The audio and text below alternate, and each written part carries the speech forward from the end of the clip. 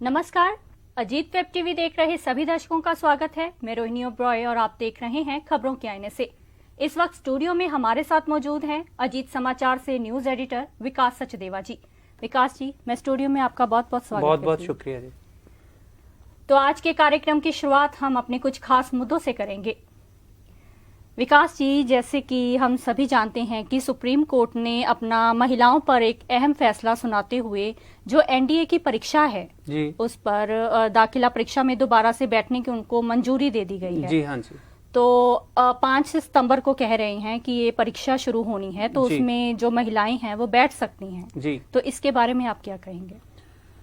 देखिए, भारत एक ऐसा लोकतांत्रिक देश है जहां पर सभी नागरिकों को समानता और समान अधिकार देने का एक व्यवस्था है हमारे संविधान में, चाहे वो पुरुष हों या महिलाएं हों। और महिलाएं वैसे भी हर क्षेत्र में अब कंधे से कंधा मिलाकर आगे बढ़ रही हैं, चाहे वो कोई भी क्षेत्र हो। तो उसी तरह सेना में महिलाओं को कमीशन देना या स्थायी रूप से कमीशन देना, ये एक बात काफी देर से चल रही थी, लेकिन इस पर एक आम राय नहीं बन रही थी। सुप्रीम कोर्ट ने सरकार को, केंद्र सरकार को फटकार लगाते हुए कहा है कि आपको हर आदेश पारित करने के लिए अदालतों की जरूरत क्यों पड़ती है? अदालतों के माध्यम से आप आदेश क्यों पारित करवाते हैं?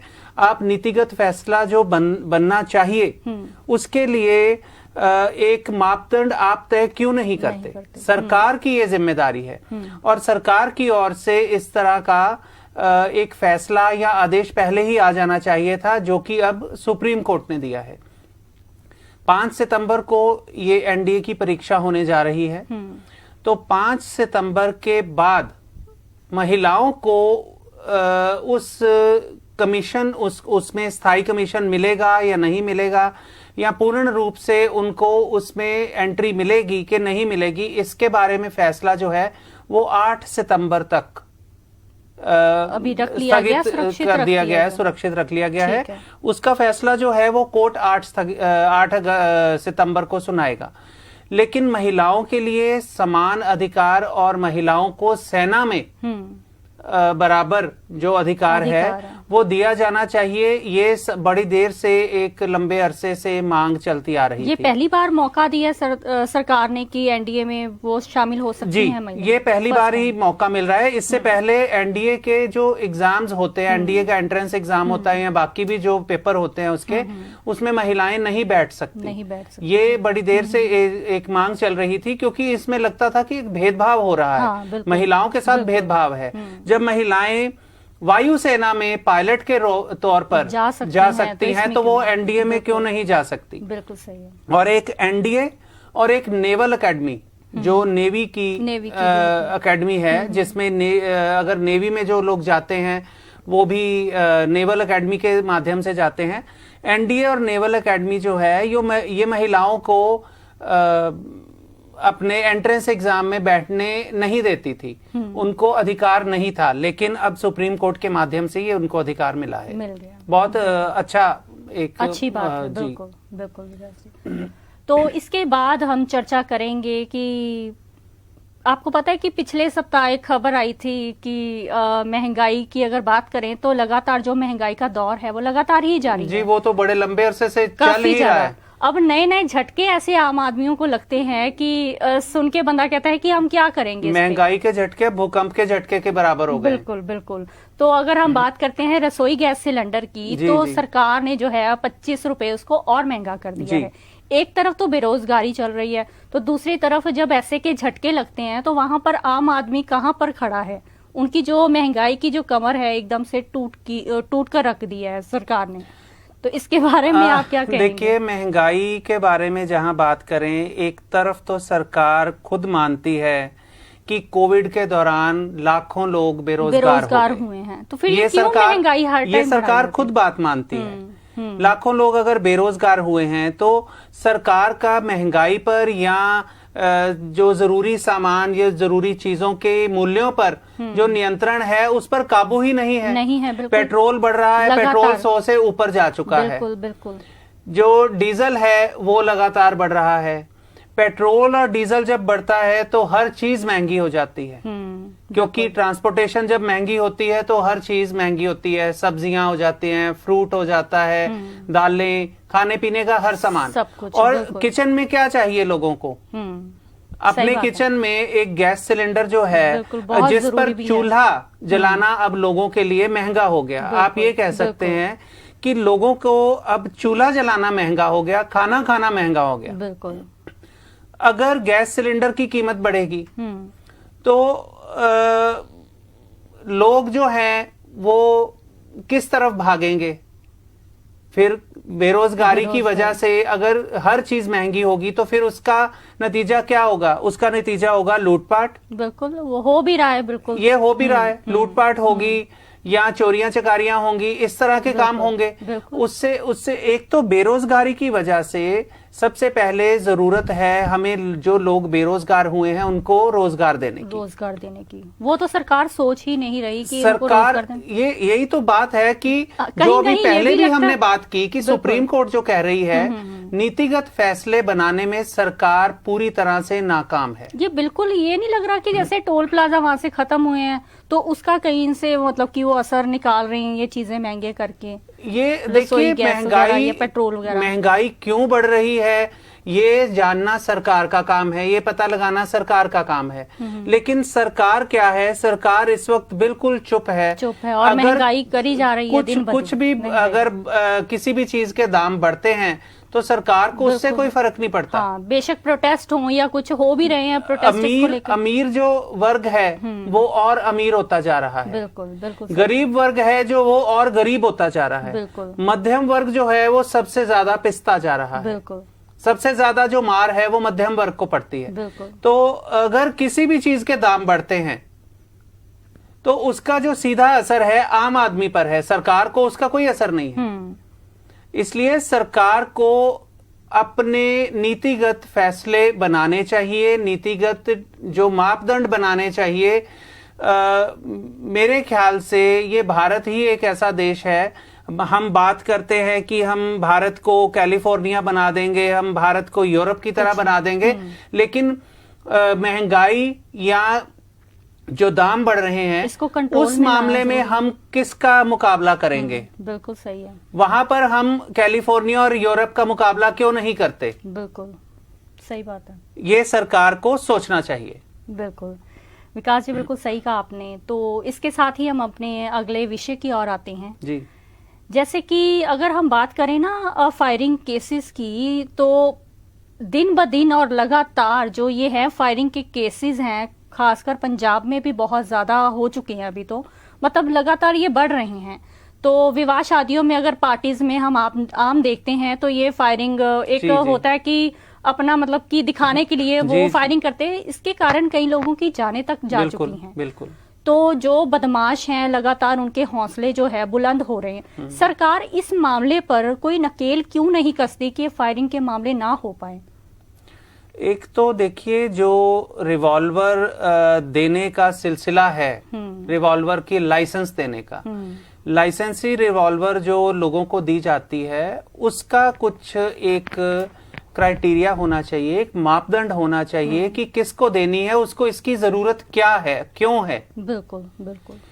अब थोड़े दिन पहले जैसे आपने पार्टियों की बात की, विवाह शादियों में पार्टियों में, तो एक बर्थडे पार्टी में आपने भी खबर देखी होगी, बर्थडे पार्टी में गोली चलने से 2 लोग मर गए। अमृतसर की है ये शायद अमृतसर की थी, पिछले हफ्ते की खबर है ये। बिल्कुल। ये इसमें क्या हुआ कि बर्थडे पार्टी चल रही है, वहां पर केक, जैसे बर्थडे पार्टी है, हो सकता है कि छोटा सा कोई गैदरिंग हॉल होगा या कुछ होगा, बैंक्वेट हॉल छोटा होगा, वहां पे लोग ज्यादा होंगे। तो धक्का मुक्की में किसी को केक लग गया, किसी के कपड़ों पे लग गया या मुंह पे लग गया, कहीं इधर उधर केक टच हो गया। तो इस बात से नाराज पहले तो वो लोग आपस में उलझे, उलझने के बाद वो दोनों दोस्त बाहर आ गए, बाहर जब आए तो जो दूसरा लड़का था जिसके साथ उनका विवाद हुआ था वो बाहर आया और उसने उन दोनों पर गोलियां चला दी, जो कि सरेआम बाहर सड़क पर, और एक गोली उस लड़के के सिर में लगी, जो कि मौके पर ही दम तोड़ दिया उसने। दूसरे लड़के को वो हॉस्पिटल लेके गए, 5-6 गोलियां उसने चलाई, और दूसरे लड़के को जब हॉस्पिटल लेके गए तो वो उसने वहां पे दम तोड़ दिया। देखिए, एक तो लोगों में पेशेंस नाम की चीज खत्म हो चुकी है, बिल्कुल। फिर गोली चलाना एक आम ऐसे बात हो गई है कि किसी को डर ही नहीं है, कानून का डर नहीं है, किसी को पुलिस का डर नहीं है। तो ये डर किसने पैदा करना है? ये डर कौन पैदा करेगा? ये आखिर डर क्यों होना चाहिए? लोगों में थोड़ा सा भय होना चाहिए। कानून को अपने हाथ में लेने की इजाजत किसी को नहीं मिलनी चाहिए। तो अगर इस तरह देखिए, जो आपने बात की अभी बदमाशों की, जो बदमाश हैं, गैंगस्टर हैं, उनमें भी सरेआम क्या होता है कि गोलियां चलाई एक दूसरे पर, गैंगवार की, एक ने मार दिया। पीछे अभी मोहाली में भी आपने देखा था कि वीडियो आया था, कार में बैठने लगा एक लड़का, अकाली दल से संबंधित था। काफी वीडियो आती हैं ऐसे की जी। तो 2 लोगों ने उसको घेर कर गोलियों से भून दिया। और ये इनके पास सारी अवैध होते हैं ये हथियार? नहीं, अगर लाइसेंसी रिवॉल्वर भी होते भी हैं, लेकिन बात वही है कि सरकार अगर लाइसेंस देती है तो जरूरत देखकर क्यों नहीं देती? उस अगर कोई आदमी रुतबे वाला है तो उसको लाइसेंस दे दिया जाए। ये कहाँ का इंसाफ है या कहाँ का ये कानून है कि एक आदमी अगर रुतबे वाला है, उसके पास पैसा है, तो उसको लाइसेंस दे दिया जाए कि तू अपने पास रिवॉल्वर रख। तो वो रिवॉल्वर का क्या आप सोच सकते हैं, क्या उसका है कि वो उसका गलत इस्तेमाल नहीं करेगा? बिल्कुल। उनके बच्चे भी नेता वगैरह हैं, उनके बच्चे भी तो इसका क्या गारंटी है कि उसका गलत इस्तेमाल नहीं होगा? बिल्कुल। इसी तरह से अगर हम रेवड़ियों की तरह लाइसेंस बांटते रहेंगे तो ये जो हमारा समाज है ये कहीं का कहीं पहुंच जाएगा और धरातल में पहुंच जाएगा। बिल्कुल जी, विकास जी बिल्कुल ठीक कहा। तो इसके बाद हम अपनी चर्चा करेंगे कि हम जानते ही हैं जैसे तालिबान का जो राज है अफगानिस्तान पर लगातार से ही डटा हुआ है वहां पर। तो इसको देखते हुए अगर हम बात करें वहां की जो महिलाएं हैं, हम सभी जानते हैं कि तालिबान का जब से वहां पर राज हुआ है तो जो वहां की अफगान महिलाएं हैं उनका जो आजादी पर इस बात का मतलब कि खतरा मंडरा रहा है। हाँ जी। जो वहां की कामकाजी महिलाएं भी है वो भी अपने काम पर एक खौफ की वजह से नहीं निकल पा रही, यहाँ तक कि उनको बुर्का डालने पर मजबूर होना पड़ रहा है। जी। तो इसके बारे में आपको क्या लगता है, आपकी राय क्या है इस पर? कैसे सुरक्षित रखेंगे? आपने एक बात अब तक जो एक आम तौर पे बोली जाती है कि कोई फलां जगह है या कोई फलां देश है, कोई फलां स्टेट है, वहां पर हिटलर राज है।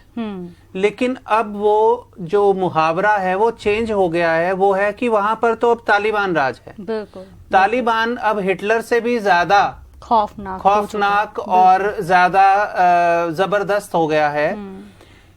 महिलाओं के मामले में अगर बात करें तालिबान की, तो महिलाओं के संबंध में 20 साल पहले भी जब तालिबान का राज था तो महिलाओं पर बहुत ज्यादा बर्बरता और बहुत ज्यादा क्रूरता उन्होंने दिखाई। बिल्कुल। महिलाओं के लिए उनका जो नजरिया है वो शुरू से ही बहुत संकीर्ण नजरिया रहा है, बहुत छोटी सोच है उनकी। बिल्कुल।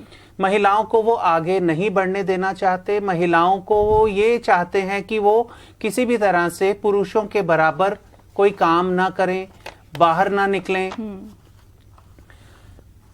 कुछ दिन पहले की बात है कि जब ये तालिबान ने दोबारा से अफगानिस्तान पर कब्जा किया है, तब से जो न्यूज आनी शुरू हुई हैं उनमें मैं देख रहा था कि एक महिला जो कि वहां पे कामकाजी महिला थी, अफगानिस्तान पुलिस में वो काम करती थी, उनका नाम है हेरात।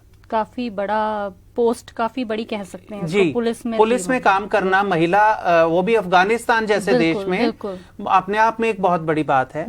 तो उन महिला का नाम है हेरात। उन्होंने बताया, जो उन्होंने आप बीती बताई कि महिलाओं के साथ जो तालिबान का सलूक है वो बहुत ही निर्ममता वाला, क्रूरता वाला है। वो सरेआम उनको गोलियां मारते हैं, सरेआम उनके शरीर के साथ बर्बरता करते हैं और सरेआम उनके शरीर को कुत्तों के सामने डाल देते हैं खाने के लिए। ये एक बड़ी खौफनाक कहानी उन्होंने बताई। बहुत। और वो महिला इस वक्त अपनी दोनों आंखें खो चुकी हैं तालिबान की वजह से। तालिबान ने चाकू मार मार कर उनकी दोनों आंखें नोच दी, खत्म कर दी। ये एक बहुत ही खौफनाक, आप ये सोच सकते हैं कि जब हम ये बात कर रहे हैं तब भी हमारा एक अंदर से दिल दहल रहा है। हाँ, दिल दहल रहा है कि सोच कर ही जिसके साथ ये बीती है और जो ये अपनी बाप बीती सुना रही हैं, सही बात है, उनके साथ क्या हुआ होगा, बाकी महिलाएं कैसे सुरक्षित रहेंगी, यही तो बात है कि आप ये सोचिए कि वहां पर महिलाओं के लिए अगर बुर्का जरूरी कर रहे हैं या वो कह रहे हैं कि हम पूरी तरह से इसको इस्लामिक स्टेट बनाएंगे, इस्लामी राज करेंगे, बिल्कुल। तो महिलाओं का वहां पर रहना बहुत ही ज्यादा मुश्किल है। और इसके लिए जो अंतर्राष्ट्रीय समुदाय है उसको आवाज उठानी चाहिए, उसको कोशिश करनी चाहिए कि महिलाओं को भी वहां पर सम्मानजनक पोजीशन मिले, दर्जा मिले। बिल्कुल जी विकास जी। तो इसी के साथ ही हम अपने कार्यक्रम का समापन हम आज के विचार से करेंगे। कहते हैं कि दूसरों को सहयोग देना ही उन्हें अपना सहयोगी बनाना है। जी विकास जी। किसी का सहयोग करना ही अपने आप में एक बहुत बड़ी बात है। बिल्कुल। कि अगर हम किसी का सहयोग नहीं करेंगे तो हमें भी सहयोग नहीं मिलेगा कभी भी। तो अगर किसी का सहयोग करना, और वो हमारा सहयोगी तभी बनेगा अगर हम उसका सहयोग करेंगे, उसको मदद करेंगे। बिल्कुल। तो हर मामले में, चाहे वो मामला कोई भी हो, अगर जरूरतमंद की जरूरत पड़ने पर हम उसका सहयोग करें तो उसको हम पक्के तौर पर अपना सहयोगी बना लेंगे। बिल्कुल जी विकास जी। तो आज हमने चर्चा की है देश के कुछ खास मुद्दों के बारे में। अगले सप्ताह हम फिर हाजिर होंगे देश के कुछ खास मुद्दे लेकर। अजीत वेब टीवी देख रहे सभी दर्शक इसी तरह हमारे साथ जुड़े रहिए। अब हमें दीजिए इजाजत। नमस्कार, जय हिंद।